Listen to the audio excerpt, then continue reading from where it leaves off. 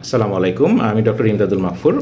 আজকে আমরা যেটা নিয়ে আলাপ করতে চাচ্ছি সেটা হচ্ছে প্যানিক ডিসঅর্ডার এবং প্যানিক অ্যাটাক নিয়ে। অনেক সময় আমাদের কাছে মেডিসিন বিভাগ বা হৃদরোগ বিভাগ থেকে রোগীরা আসেন, যারা সেখানে প্রথমে গিয়েছিলেন বুক ধড়ফড়ের সমস্যা, শ্বাস নিতে সমস্যা, বুকে চাপ ফিল হচ্ছে এই ধরনের প্রবলেম নিয়ে। তো আমাদের কাছে যখন তারা আসেন অনেক সময় আমাদের ডায়াগনোসিস হয় প্যানিক ডিসঅর্ডার অথবা প্যানিক অ্যাটাক।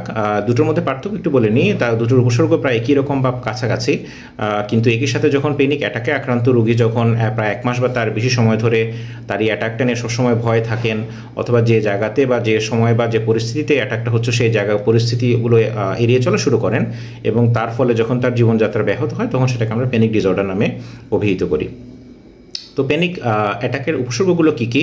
এখানে প্রথম মূলত সমস্যা বুক ধড়ফড় করে, বুকের চাপ অনুভব হয়, শ্বাস নিতে অসুবিধা বা কষ্ট হয়, চারপাশকে অবাস্তব মনে হয়, অনেক সময় নিজেকেও অবাস্তব মনে হতে পারে, মাথা ঘুরায়, হাত পা গরম বা ঠান্ডা হয়ে উঠতে পারে, প্রচুর ঘাম হয়, পেটে বা শরীরে অশান্তি অস্থিরতা অনুভব হয়, খুব দ্রুতই উপসর্গগুলো হয়।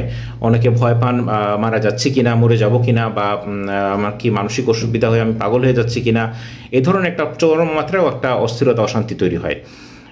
এবং এই জন্যই খুব স্বাভাবিকভাবেই রোগীরা প্রথমত হচ্ছে যে কোনো হৃদরোগ বিশেষজ্ঞের কাছে যান এবং সেটা আস্তে আস্তে আমাদের কাছে নিয়ে আসেন। এখন প্যানিক অ্যাটাক অন্য রোগের জন্য হতে পারে, যেমন অ্যাগারোফোবিয়া বা অনেক জায়গার মধ্যে যাওয়ার, মানুষের মধ্যে যাওয়ার ভয়, বা যে কোনো ধরনের ফোবিয়া বা অহেতুক ভয়, এছাড়া অন্য দুশ্চিন্তার যে কোনো রোগ এবং হতাশা রোগের মধ্যেও এই প্যানিক অ্যাটাক হতে পারে, অথবা প্যানিক অ্যাটাক প্যানিক ডিসঅর্ডারের একটা অংশ হিসাবেও আমাদের আসতে পারে।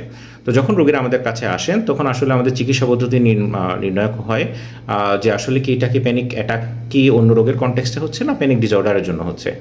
তো যেটাই হোক না কেন আমরা প্রথমে যদি অন্য রোগের কনটেক্সট হয় সেটা চিকিৎসা করি, তারপরে আমরা অটোমেটিক আমাদের প্যানিক অ্যাটাকটা কমে আসতে থাকে। আর যদি প্যানিক ডিসঅর্ডারের ক্ষেত্রে হয় সেক্ষেত্রে শুধু প্যানিক ডিসঅর্ডারের চিকিৎসা হয়, এবং আমাদের যে সহজ চিকিৎসা পদ্ধতি হচ্ছে বিভিন্ন ওষুধের মাধ্যমে চিকিৎসা, যেমন সিলেক্টিভ সেরোটোনিন ইনহিবিটর বা এসএসআরআই নামক চিকিৎসা পদ্ধতি, ওষুধ রয়েছে।